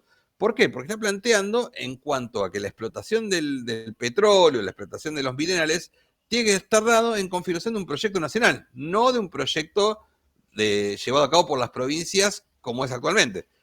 O sea, actualmente el petróleo de Neuquén lo maneja Neuquén, no lo maneja el Estado argentino. Los yacimientos de minerales de Catamarca los maneja la provincia de Catamarca. O de litio los maneja Jujuy, por ejemplo. No los maneja el Estado argentino. El Estado puede tener algún tipo de, digamos, de injerencia, pero no los maneja, no decide. O sea, los contratos que se firman cuando viene una empresa a explotar petróleo, eso lo lleva a cabo directamente la provincia, no la nación. Lo cual implica, este cambio es el cambio fundamental en la Constitución de 1994. El problema es que detrás de un falso federalismo, que dice, bueno, los recursos son de las provincias, hay que defender las provincias, en realidad lo que está haciendo es posiciones más débiles, porque obviamente una provincia tiene una posición política más débil que un Estado, y no piensa en un proyecto nacional, un proyecto de pequeñas quintitas, digamos. O sea, entonces, eso está dado como está dado hoy en día en el artículo 124 de la actual Constitución Nacional. Eso no pasaba en la Constitución anterior, en la Constitución de 1949. Perdón, con excepción de los vegetales. Es importante eso, porque ya sea porque no daba la correlación de fuerzas, ya sea porque el peronismo creyó que no tenía que avanzar, el peronismo, como dijimos la clase pasada, no avanzó en una reforma agraria no expropió los grandes latifundios. En todo caso, sí, a través del INTI controlaba el ingreso y salida de divisas, pero no planteó, digamos, una expropiación abrupta radical de los latifundios. Por eso habla de los yacimientos de carbón, los yacimientos de minerales. El siguiente párrafo, Andrea. Ok. Los servicios públicos pertenecen originariamente al Estado y bajo ningún concepto podrán ser enajenados o concedidos para su explotación. Los que se hallaran en poder de particulares serán transferidos al Estado mediante comprar o expropiación con indemnización previa, cuando una ley nacional lo determine. Punto. Bueno, ahí lo que estamos diciendo. A este momento ya buena parte de los servicios públicos habían sido nacionalizados. Por ejemplo, los teléfonos. Perdón, por ejemplo, los teléfonos. Por ejemplo, los ferrocarriles estaban en vía de ser nacionalizados en esta constitución de antes de esta constitución de 1949. Y plantea que esos recursos no pueden dárselo a un privado, los tiene que manejar el Estado argentino. En todo caso, y si alguno de esos recursos todavía está en manos de un privado, y volvemos al caso de YPF, que es actual contemporáneo, lo que hace el Estado argentino es comprarlo o expropiarlo a través de una indemnización y a través de una sanción de la ley del Congreso. Y es importante esto para diferenciar la palabra expropiación de la palabra confiscación. La confiscación es lo que se hace en las guerras, por ejemplo, que lo que se lleva a cabo es, se toma el bien de otro sin, digamos, una indemnización. En las guerras se confisca en ese sentido. La expropiación implica una indemnización e implica que eso lleve una ley. O sea, el caso de YPF, el caso de Aerolíneas Argentinas, si quieren tomar, son ejemplos de ese tipo de expropiación. Por eso hay que diferenciar la palabra expropiación de la palabra confiscación. No es lo mismo, no tiene el mismo significado jurídico. Ahora, ¿cuánto se paga por esos servicios? ¿Qué se paga? Yo manejo la luz y Ezequiel es el Estado argentino, vamos a ponerlo. Y entonces Ezequiel me dice, te voy a comprar la luz. Y yo, bueno, te valgo tanto porque quiero que sale tanto. ¿Es tanto lo que se paga? Bueno, eso está en el otro artículo, en la otra parte, que es lo que va finalmente a leer Andrea. Ok. El precio por la expropiación de empresas concesionarios de servicios públicos será el del costo de origen de los bienes afectados a la explotación, menos la suma que se hubiere amortizado durante el lapso cumplido desde el otorgamiento de la concesión y los excedentes sobre una ganancia razonable que serán considerados también como reintegración del capital invertido. Ahí está otro tema. O sea, no es lo que el capital me quiera vender las empresas. O sea, las empresas tienen un valor de origen. Ese valor aparte está amortizado porque la empresa durante un tiempo, o sea, no puede valer lo mismo cuando la empresa en todo caso se ha hecho, o sea, es como si ustedes compran un camión, por ejemplo, y cuando lo venden usado no sale lo mismo. O sea, hay una amortización que está dada por el uso que ya se llevó a cabo. Y teniendo en cuenta justamente las utilidades que esas empresas han tenido. Con lo cual, obviamente, eso plantea que no se va a pagar lo que el mercado quiera por las empresas que están públicas, sino se va a pagar de acuerdo a un precio uniforme, de acuerdo al precio, que es bastante más bajo que eso, que está dado también primero que está dado como un bien expropiable, como un bien social, de interés público, pero aparte pues esta cuestión de que tiene que estar amortizado en los gastos que tuvo. Porque la empresa ya llevó una ganancia, un margen de ganancia durante un tiempo, el tiempo que estuvo concesionado. O sea, vemos como de ese modo este artículo, sobre todo el artículo 40 del cuarto tomo, es el punto, digamos, más álgido de esa Constitución de 1949. O sea, cuando se plantea la Constitución de 1949 se le hacen muchos planteos, digamos, del sentido decimos, críticas que se le realizan a cómo fue sancionada esa Constitución. O sea, ¿cómo fue sancionada esa Constitución? Esa Constitución fue sancionada por los 2/3 de ambas cámaras del cuerpo presente. Lo que plantean algunos constitucionalistas, sobre todo los más antiperonistas, es que debió hacerse sobre los 2/3 de la totalidad de los parlamentarios, y no del cuerpo presente de parlamentarios. Cuando constituciones anteriores, cambios anteriores de la Constitución, se habían hecho sin tener en cuenta esos 2/3. De hecho, Estados Unidos, volviendo al ejemplo de que siempre tomamos la Constitución de Estados Unidos como el ejemplo máximo, los cambios constitucionales siempre se llevaron a cabo a través de los 2/3 de los presentes, no de los 2/3 del total de las dos cámaras. Pero bueno, eso es lo que se le critica, por ejemplo. Se le critica fuertemente. Otra crítica que se realiza, o sea, ustedes saben que a través de 2/3 se convoca a una asamblea constitucional, se hace el proceso de elecciones en las cuales se eligen a los constituyentes, y esos constituyentes después se reúnen y desarrolla esta constitución, la sanciona y la terminan finalmente jurando esa nueva constitución. Lo otro que se le critica es que se dice que la constitución del 49 está planteada solamente para legalizar la reelección de Perón. O sea, hasta ese momento no existía la reelección presidencial. Había que dejar pasar un mandato, y en este cambio lo que se modificaba era que la constitución, poder convocar una constitución, era para otorgarle al presidente una reelección. O sea, a su mandato de 10 años, unos 4 mandatos más. Bueno, esta es la crítica habitual. Ahora, si vos querés cambiar la constitución solamente para reelegirte mandato, lo puedes hacer de una forma mucho más simple que modificar la constitución. O sea, no está previsto, las críticas es como tirar ahí, pero sabemos que no es por ahí donde va la cuestión. Lo que realmente es el punto núcleo de esta constitución es este artículo 40 de la Constitución de 1949. ¿Qué es lo que nos lleva hoy a que esa constitución esté prohibida?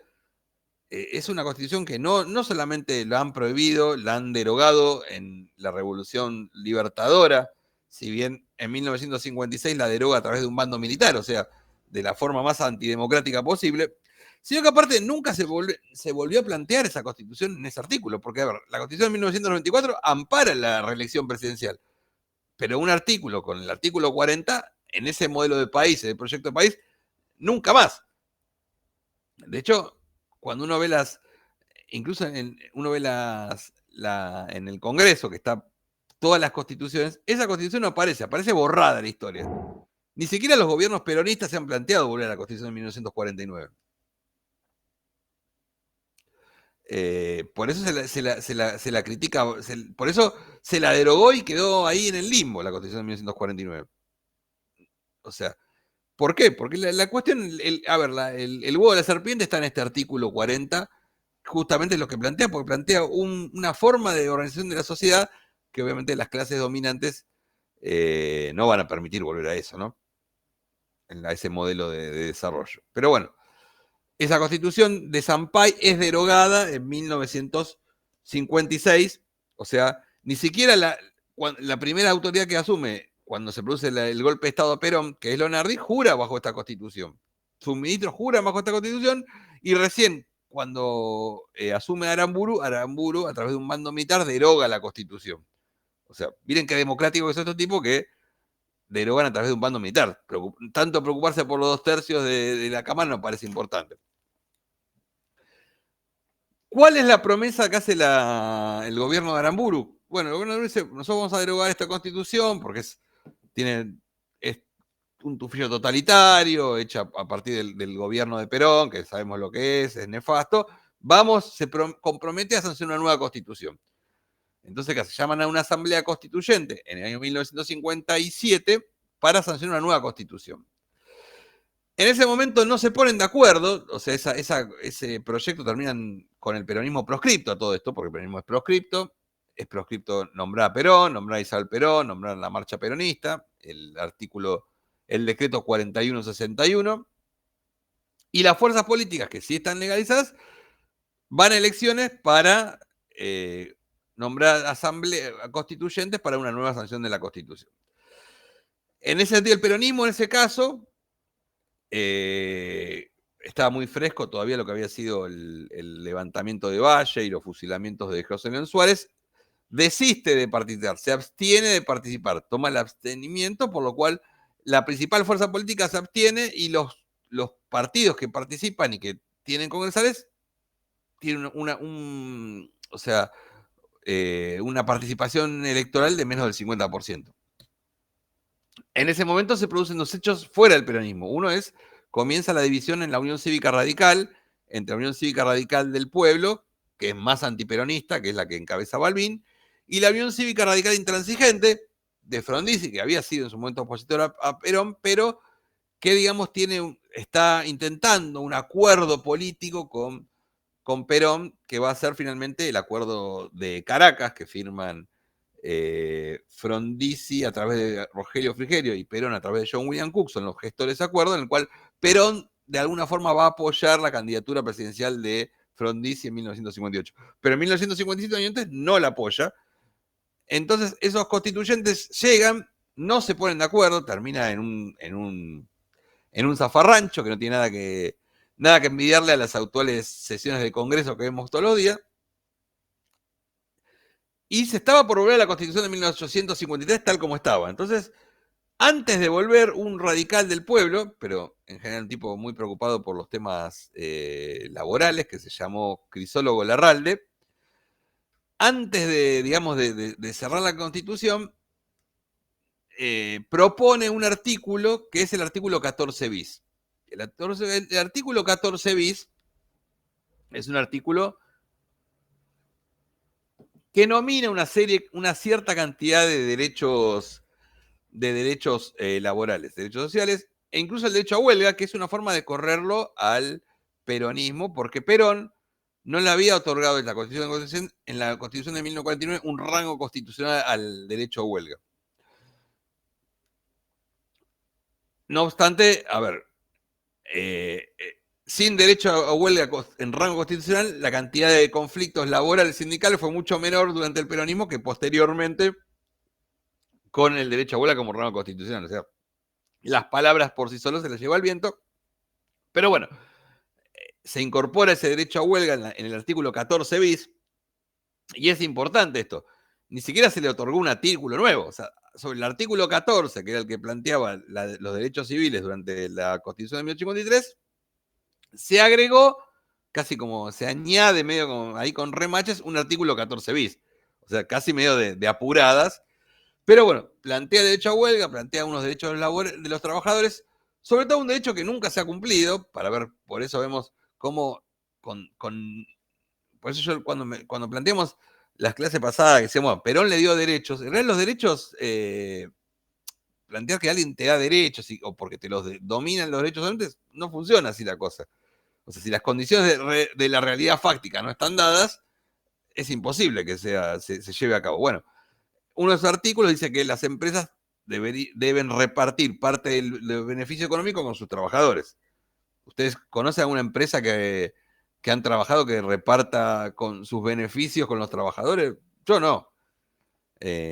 Hay algo, hoy tienen un acuerdo así, algunas empresas con el sindicato SUDNA de los neumáticos, y algún caso así muy variado, pero en general las empresas, ese artículo de repartir ganancias con los trabajadores no lo tienen en cuenta. En todo caso, los trabajadores se sociabilizan las pérdidas o se despiden trabajadores cuando la cosa anda mal, pero las ganancias se privatizan. Pero bueno, eso estaba dentro del artículo, y sigue estando dentro del artículo 14 bis. ¿Se cumple? No se cumple. O sea, ¿por qué? Porque también en parte hay una nominación de los derechos, pero se pierde la parte más rica. O sea, el peronismo cuando plantea un modelo de país, plantea bajo qué condiciones va a llevar a cabo.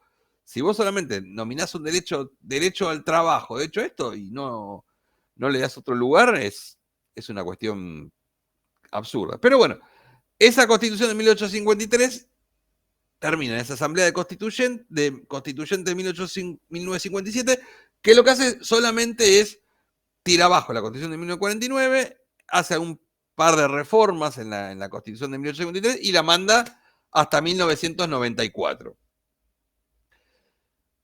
Pasan 41 años, ¿no? Más o menos, sí. 41 años pasan hasta la Constitución de 1994. En el medio hay una constitución, podemos decir, llevada a cabo por un gobierno de facto, por el gobierno de Lanusse, que entre otras cosas incorpora algunos cambios, sobre todo en el marco político, por ejemplo, las elecciones por balotaje. O sea, recordemos que hasta ese momento las elecciones se resolvían en la forma de los colegios de electores. ¿Saben lo que son los colegios de electores?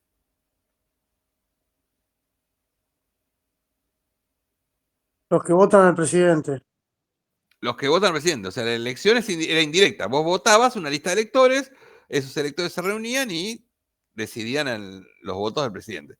Pero bueno, durante el gobierno durante la dictadura de Lanusse se plantea en el año 72, en el marco de un proyecto político que también intentaba, ante la posibilidad de un regreso del peronismo, poder controlarlo o neutralizar de una forma.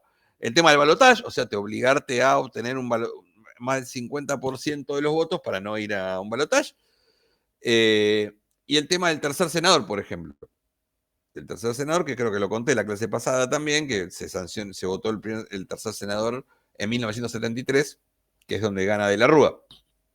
Bueno, ese proyecto igual no termina finalmente, porque después en el año 76, con la dictadura militar, lo que queda es el estatuto del proceso militar, que es el estatuto, digamos, que está por encima de la Constitución. La Constitución queda subordinada a ese modelo y se termina con el 1850, en las acciones del 83, se implementa, se vuelve al modelo de la Constitución de 1853. ¿Cuándo se sanciona la Constitución? En 1994. ¿Cómo se llega al acuerdo político? A ver, alguno que se acuerde, que le guste la política. ¿Cómo se llega a esa Constitución de 1994? Alfonsín se va 6 meses.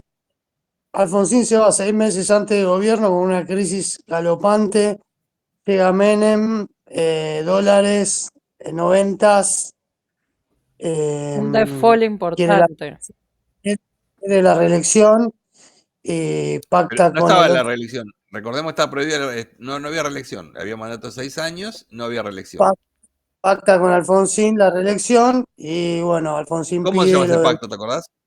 Pacto de Olivos. Alfonsín pide Pacto lo de Olivos, de muy bien.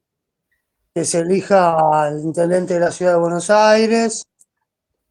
Y sí, el pacto de Olivos se sanciona en 1993. Hay unas elecciones legislativas donde el radicalismo pierde, o sea, Menem gana bastante, o sea, tiene un triunfo bastante importante. El radicalismo queda casi como una tercera fuerza. Surge ¿se acuerdan del Frepaso? Esa cuestión que eran parte del peronismo que se había, digamos, alejado de Menem después de las políticas neoliberales que comienza a aplicar Menem a partir de 1989, del consenso de Washington, de la reapertura económica, de otras cuestiones también, como por ejemplo podemos decir los indultos y un montón de cuestiones que buena parte del peronismo desencantado termina en el Frepaso, una fuerza, digamos, de centro-izquierda, podemos plantear. Y el radicalismo queda casi como una tercera fuerza en ese momento. Alfonsín, él plantea en sus memorias que con pacto, sin pacto, Menem igual iba a conseguir la reelección, iba a conseguir los votos, eso es muy discutible, pero bueno, se reúne, digamos, la capitulación del Partido Radical en 1993 y le va a ofrecer, digamos, lo que Menem realmente quería, que era la reelección. O sea, la verdad es que es muy difícil pensar en una reforma constitucional si no hay un consenso de los mayores partidos políticos. O sea, conseguir 2/3 de ambas cámaras es una tarea para poder convocar una constitución y después una asamblea constituyente, elegir autoridades. Sin el consenso de los dos partidos, de partidos mayoritarios, es muy difícil. Todavía, si bien hablamos de la irrupción del Frepaso, existía un bipartidismo en Argentina entre radicalismo y peronista que él necesitaba conciliar. De hecho, buena parte de las reformas económicas que llevó a cabo Menem en la década del 90, las privatizaciones, se llevaban a cabo con el consenso del radicalismo. Por más que podían, digamos, cuestionarlo en las formas, terminaban consensuando y terminaban permitiéndole que el radicalismo, que el peronismo lleve a cabo los votos. Es muy bueno el artículo, si después quieren leerlo, hay un artículo, creo que está el link, que creo que es de Griselda Ramírez, creo que se llama la autora, que es una politóloga argentina, que lo que hace es analizar el nivel de estrategias y del mapa político que derivó en ese acuerdo de 1994. O sea, está bueno para leerlo. Yo lo leí hace mucho tiempo, lo incorporé en la biografía y se los recomiendo tranquilos para leerlo porque permite entender cómo fue que se llega a ese acuerdo. Que no es no es un acuerdo, digamos, que de un día para otro se van de acuerdo como se van dando el orden político en Argentina, va llevando ese acuerdo. Se reúnen en Olivos. El principal objetivo de Menem era obviamente la reelección, a expensas de, por ejemplo, Duhalde, que tenía la idea de que iba a ser el futuro presidente, y bueno, se desayuna con este acuerdo, a expensas de un sector del radicalismo que no está de acuerdo. Alfonsín, es el sector de Alfonsín, se acuerda con Menem, y se acuerda una serie de cosas. Algunas cosas, el radicalismo planteándose casi como un partido que difícilmente pueda volver a gobernar, entonces lo que hace es garantizarse el manejo de un montón de organismos de contralor. Por eso se crea, por ejemplo, la Auditoría General de la Nación, que va a estar en control de la oposición. Se crea la SIGEN, que es la Sindicatura General del Estado. Se crean unas defensorías del pueblo, se crea la figura del jefe de gabinete. O sea, se pretende, en cierta forma, o al menos el radicalismo va a decir que lo que pretende es contraponer el poder de Menem, que en ese momento estaba visto como un líder político con alta aprobación. Estamos hablando de los años dorados de la convertibilidad, o sea, los años 92, 93, donde el modelo económico neoliberal parecía que iba a ser absolutamente exitoso y sempiterno, para decir una forma. En ese marco está dado, así como, o sea, por eso, así como el año 53 está dado en un contexto político y en una correlación de fuerzas, y la Constitución del 49 también está en un contexto político, es imposible no enmarcar esa Constitución de 1994 en el contexto político nacional e internacional que se está viviendo. Y en internacional pues también se toman en cuenta algunas cuestiones, por ejemplo, las cuestiones de medio ambiente. Es un planteo de esta cuestión de la globalización, plantea ciertas cuestiones con el medio ambiente que eran nuevas en la Constitución, las formas constitucionales. El tema del rango constitucional de los derechos humanos también pasa a ser una cuestión que tiene que ver con esta cuestión de unos nuevos cánones que se dan dentro de la política internacional. O sea, no es ajeno la Argentina, su constitución, a lo que está sucediendo en el mundo. No es ajeno, por supuesto, tampoco esa constitución de lo que sucede dentro de la Argentina y dentro de las políticas económicas que se estaban llevando a cabo, las cuales también muchas ya se habían llevado a cabo, la mayoría de las privatizaciones ya las habían llevado a cabo, así como Perón, buena parte de las estatizaciones las llevó a cabo antes de la Constitución del 49, Menem había llevado a cabo muchas de esas privatizaciones, de esa reversión del primer peronismo antes de la Constitución. ¿Por qué? Porque durante el gobierno de Menem había sancionado las dos leyes más importantes, no son la Constitución del 94, son la Ley de Emergencia Económica y la Ley de Reforma del Estado. Leyes que obtiene con amplio consenso dentro de las fuerzas políticas, porque reitero, primero que ya durante el gobierno de Alfonsín hubo algunos proyectos de privatización y se llevó a cabo unas privatizaciones pequeñas. Eso aumenta, por ejemplo el tema de los medios de comunicación. Los medios de comunicación del año 83 al año 90 van llevando un proceso de privatización, en la cual, por ejemplo, pasa con las radios, pasa con los canales de televisión. Los canales de televisión en el año 90 la mayoría eran públicos, no sé si se acuerda alguno. Y esas cuestiones ahí Menem le otorga, por ejemplo, al Grupo Clarín, Canal 13. O sea, y se produce la irrupción del Clarín que hoy tenemos, pero no es que el Canal 13 fue siempre del Grupo Clarín. Como hacía una concesión de empresa, le otorga Canal 11, por ejemplo. Todo ese proceso se produce antes de la Constitución del 94. Ni hablar de las privatizaciones del gas, la privatización de aerolíneas argentinas. Algunas se concesionan, otras se concesionan, o sea, se le da el manejo, otras directamente se privatizan. También es una diferencia en cuanto a si se les da la nueva propiedad. Pero bueno, en ese marco, en ese mundo que parecía que iba hacia el fin de la historia, la unipolaridad, la trascaída del muro de Berlín, trascaída de la Unión Soviética, y donde parecía que los capitales financieros iban por todos lados, bueno, en ese consenso se producen esas leyes de emergencia económica y a su vez se da el pie para la Constitución de 1994. Que tienen, pero buena parte de las leyes que hoy vemos estaban anteriormente, se sancionan durante los años anteriores a la Constitución de 1994, pero la Constitución termina de cristalizar esas formas. ¿Se entiende la diferencia? O sea, termina de darle una garantía constitucional, o sea, un rango que es más fuerte que una ley del Congreso, que puede cambiarse.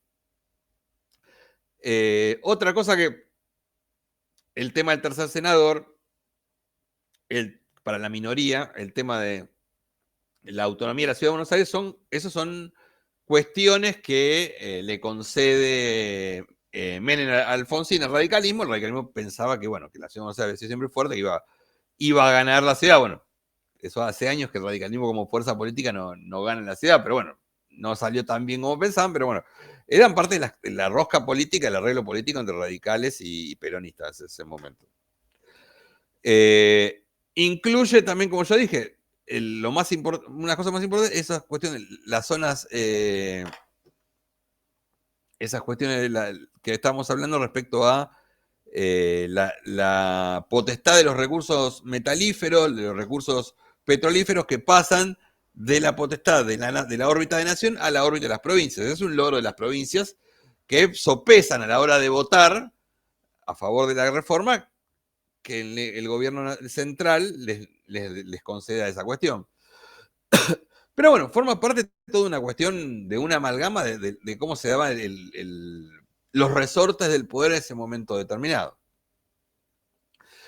Una cuestión muy importante que se le da se eleva a los tratados internacionales al rango constitucional. ¿Qué implica eso? Que tienen misma jerarquía que la Constitución, están encima de las leyes. Claro, exacto.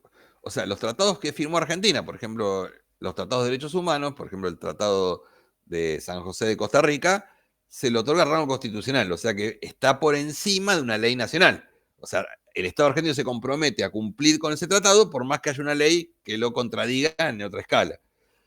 Eso podemos pensar que es un progreso, sí, es un progreso, podemos plantearlo. Lo que pasa que también eso abre la caja para, por ejemplo, los tratados bilaterales de inversión, por los cuales Argentina suscribe cerca de 50 tratados internacionales bilaterales de inversión en esos años, que también, como son tratados internacionales, se le otorga rango constitucional, por lo cual, digamos que por más que vos sanciones una ley, por ejemplo, y le quieras cobrar retenciones a la minería, ponele, en la época de Kirchner se le cobró un pequeño atajo, pero eso te va a decir no, pero hay un tratado internacional que está por encima de la ley, en la cual vos no le vas a cobrar a los canadienses si explotan minería en Argentina retenciones. Y como está por encima de la ley, está en la Constitución, eso te ata un poco. Pero bueno, está dentro del marco de esa nueva época que se vivía en 1994. Por último, claro, exacto. Y eso implica justamente eso. Adaptarlo implica que vos no podés tener una ley que sea, digamos, no va a estar por encima de una ley, va sobre un tratado internacional. Porque ese tratado tiene rango constitucional. Es un concepto nuevo. Que un poco, si hacemos una lectura a peine fino, podemos decir que socava también la soberanía de una nación. Porque bueno, hay muchas cosas que no vas a poder sojuzgarlas vos porque la tenés por encima. Bueno, también, si bien el artículo 116 plantea el tema de los tribunales argentinos, deja el lugar para que las empresas, por ejemplo, a través de estos tratados de inversión, puedan litigar, llegado el caso, en tribunales externos. Por lo cual, en buena parte hay una pérdida de la soberanía. Tiene cosas positivas, tampoco no me gusta demonizar ningún proceso constitucional. Sí entender cuáles son los intereses y la fuerza de cambio, porque bueno, o sea, que los tratados de derechos humanos tengan rango constitucional es importante. Que se haga tratado sobre el medio ambiente es importante. que haya organismos de contralor que controlen a los poderes ejecutivos o la función ejecutiva del poder, es importante, pero siempre en ese contexto de época. También una tercera parte, y que se puede tomar como, es que la Constitución de 1994 hace hincapié en el consumidor. Así como en la Constitución del 1853 hacía hincapié en el ciudadano, la Constitución de 1949 en el trabajador, la Constitución de 1994 hace hincapié en el consumidor. Ahí podemos tener una discusión, ¿no? Yo siempre me acuerdo hace una clase un año pasado que Marcelo cuestiona mucho eso, porque dice que nos plantearnos no como trabajadores, no como sujeto histórico, sino más bien como un sujeto pasivo, un consumidor. Podemos plantearle una crítica, pero también es verdad que eso permitió, por ejemplo, la acción de la defensa del consumidor o los tribunales para resolver algunos litigios, estuvo dando esa cuestión, porque bueno, también cambió el sujeto histórico. O sea, el consumo de masas se modificó mucho a partir de la década del 90. Al menos los sectores que podían consumir, muchos sectores están marginalizados, marginales, ¿no? Pero había un actor nuevo que aparecía al consumidor. O sea, el poder cuestionar a una empresa porque te cobra la tarifa, bueno, y tener una instancia como la defensa del consumidor, formaba parte de ese espacio.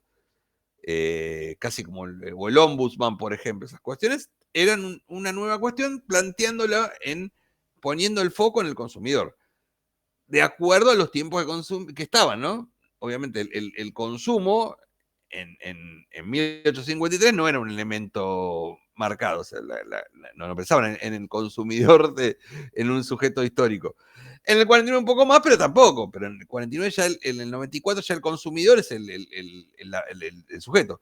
O sea, es un sujeto, podemos decir hasta fracturado. O sea, que está el sujeto trabajador es uno, el sujeto consumidor es otro. Pareciera que esa cuestión. Pero bueno, evidentemente comienza al consumidor a ser una instancia importante. Instancia que hoy, por ejemplo, se ha perdido. Por ejemplo, ustedes saben que hace unos meses el gobierno actual derogó la instancia de conciliación que tenían a través de la Defensoría del Consumidor, por la cual ustedes, si una empresa se había abusado con ustedes pueden ir a través de esa instancia y buscar una conciliación, sin necesidad de buscarse un abogado, de solventar un abogado. Y en general era bastante progresista, las respuestas eran bastante favorables a los consumidores. Bueno, eso ya se ha perdido, Coprec amigos. se llamaba. ¿Qué? Coprec se llamaba. Coprec, exacto. Lo sé porque tuve el año pasado que resolver un litigio personal. Por suerte me fue el año pasado, porque ya este año no lo hubiese podido resolver. Bueno, esa es una instancia que se creó en la Constitución del 94, a través del Defensa del Consumidor. Bueno, hasta eso hemos perdido estos tiempos. O sea, para ver la degradación que se ha llevado a cabo. Pero bueno, nada, entenderlo eso. Lo importante es eso, entender. No es tanto saber qué se sancionó, qué punto se sancionó, sino plantear estas tres cuestiones que hemos planteado a lo largo de esta clase. Por un lado, entender que una constitución no es algo dado y que no se puede discutir, que es algo que está en cláusulas pétreas de la constitución, esa pelotudez, esa pavada que implica que hay cosas que no se pueden discutir en la constitución porque están dados, sino por la constitución está elaborada por hombres, hombres y mujeres, ¿no? ¿Se entiende? En un contexto histórico, en una correlación de fuerzas, y que siempre hay intereses en pugna. Que hay una constitución real, que hay una constitución escrita, que esa constitución escrita no puede desconocer la constitución real para ser efectiva, y a su vez la constitución real necesita de esa constitución escrita como para legalizarse, para tener una legalización de esos derechos, ¿no? Nos preguntaba, ¿qué hubiese pasado si muchos de los derechos, sobre todo de las cuestiones que puso en discusión el kirchnerismo durante los últimos, podemos decir hasta 2015 si quieren llamarlo, no se hubiese otorgado un rango constitucional? Bueno, quizás muchas cosas no se hubiesen perdido tan fácil como se perdieron, ¿no? Es una tarea pendiente, ¿no? De las fuerzas del campo nacional y popular. Pero bueno, Perón lo hizo. Perón muchos de los derechos, muchas de las leyes que había sancionado antes en su programa político, antes de los primeros años de gobierno, lo termina plasmando en una constitución. O sea, entonces la constitución escrita es importante, no es solamente un papelito, pero tiene que estar consustanciado con lo que sucede en la constitución real. ¿Se entendió? Primero se dirime el poder y luego se escribe la letra. Siempre. Hay un Sabzai, ingresa digamos que entra en desgracia, cae en desgracia cuando el peronismo, en los últimos años del primer gobierno peronista, cuando, digamos, como varios cuadros valiosos que estaban junto a Mercante, quedan, digamos, raleados del peronismo. Hablo de Jaureche, Cook, en cierta forma, y el propio Sampaio, si bien no tenían las mismas ideas. Sampaio queda un poco raleado del peronismo, de hecho va a ser perseguido igualmente por la revolución fusiladora, va a tener que irse a vivir a Uruguay mucho tiempo. Sin embargo, nunca va a ser de todo reconocido. De hecho, Sabzai está siempre en el margen, porque, o sea, desde la izquierda no lo rescatan porque el tipo era cristiano, social cristiano, no era marxista, nada que ver, de formación tomista. Y desde el peronismo tampoco, porque en realidad en un momento queda alejado del poder o queda enfrentado a Perón. O sea, ni hablar de las fuerzas conservadoras o de las fuerzas oligárquicas, que no lo pueden ver. Sin embargo, la obra de Sabzai es importante, es importante. Y Sabzai en la década del 60 hay un sindicato que lo va a ver y le pretende esas cuestiones, no sé si es un proyecto de la CGT de los argentinos, no tengo muy visto. Le pretende que en caso de, bueno, que las fuerzas populares lleguen al poder, bueno, le dice que si puede ayudar a diseñar una nueva constitución. Y Sabzai le dice, miren, primero hay que hacer digamos, el cambio de orden, el cambio de poder, y después se puede hacer una constitución. De hecho, Sabzai termina finalmente bastante escéptico, y va a decir en sus últimos trabajos, decir, constitución es poder dominante. O sea, es clase dominante. O sea, plantea como que, bueno, que finalmente las clases dominantes han conseguido plasmar un proyecto de país en esa constitución escrita. Pero él plantea, bueno, primero hagan los cambios y después hacemos la constitución. Pero la constitución es solamente el escrito por el escrito, no va a modificar nada, sino se modifican dentro de una sociedad los cambios. ¿Alguna otra cosa? ¿Los escucho?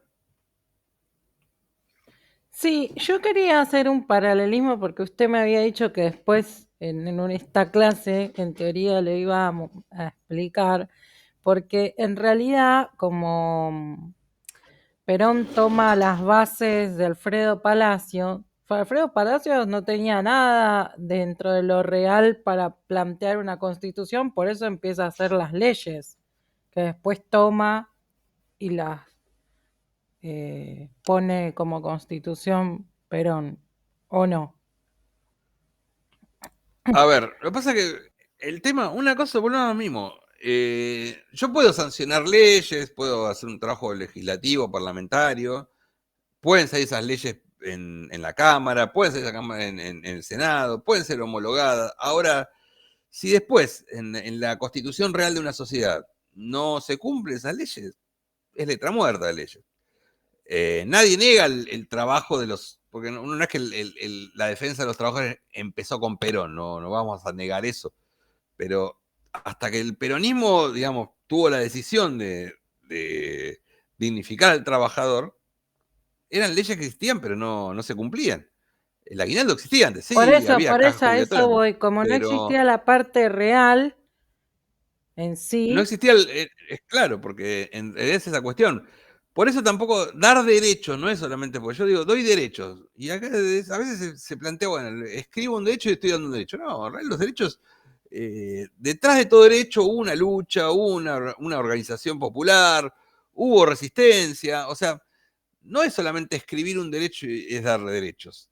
De hecho, el peronismo pensó en construir un país y en que los trabajadores sean parte de esa construcción del país, sean el sujeto histórico de transformación. No es, bueno, te doy el derecho y te quedas en tu casa.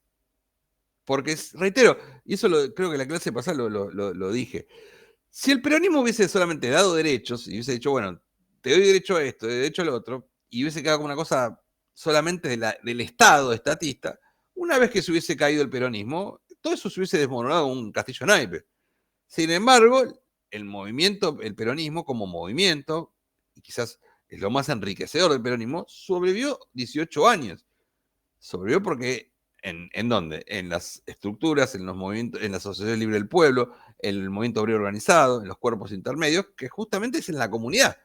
Porque si el derecho fuese algo solamente del Estado que me lo da, eso cae el día de mañana. O sea, a veces el progresismo hoy en día tiene muy sobrevalorado el tema de la nominalizar derechos. Sí, yo te puedo dar un derecho. ¿Y eso modifica necesariamente las condiciones de la sociedad? Y me voy a meter un tema espinoso, porque yo sé que a veces este proceso el derecho al pasaporte binario, no binario, pregunto. ¿Al poder real le hace algún cambio? No, no le hace ningún cambio. No. Porque el último gobierno fue mandado a hacer para eso, ¿no? Bueno, también nos trajo de aquellos barros a estos lodos actuales. Y dar derechos, decir un derecho. Ahora, esos derechos al poder, sí, te lo firmo, dale, sí, no importa. Y si los derechos realmente laborales, sociales, no se los defiende y no se concientiza a aquella persona de que es un derecho que lo tenés que pelear, lo tenés que luchar, te tenés que organizar, viene otro gobierno y te los cambia. Es muy fácil cambiar de esas cuestiones. Entonces, reitero, no es una cosa decir dar derechos o hacer un cuerpo de derechos, sino también de Pero yo no construir decía de dar la derechos correlación de como se fuerzas está para poder, en planteando. todo caso, que esos derechos se internalicen en los sectores trabajadores, por ejemplo. Porque, reitero, si el peronismo solamente hubiese dado los derechos, o la Constitución de 1957, el 14 bis, que es interesante, porque ustedes saben que en la Facultad de Derecho, en la UBA, había una orga, digamos, filo-peronista, hace unos años en Derecho, que se llamaba 14 bis. Como que el 14 bis fue un derecho peronista y no un derecho, un artículo sancionado durante el peronismo estaba proscrito. O sea, esas grandes polémicas, porque el 14 bis de peronista no tiene nada. Pero yo puedo dominar un derecho, pues sí, que los trabajadores le den la mitad de la ganancia, se la den las empresas. Ahora, si después no me preocupo por la organización sindical, por construir poder popular, y solamente me quedo con la designación, es letra muerta una ley. Por eso, no digo que sea malo dar derechos, o sea, reconocer derechos en los sectores, en diferentes sectores de la sociedad. Ahora, si eso no va acompañado de una organización social, de construcción de poder popular, que eso el primer peronismo lo consiguió. Por eso el primer peronismo, una vez que fue sus dirigentes encarcelados, torturados, fusilados, el peronismo proscripto, 18 años resistió eso, porque eso lo había hecho carne en el pueblo trabajador. ¿Se entiende la diferencia entre dar derechos y que esos derechos realmente se internalicen en los trabajadores?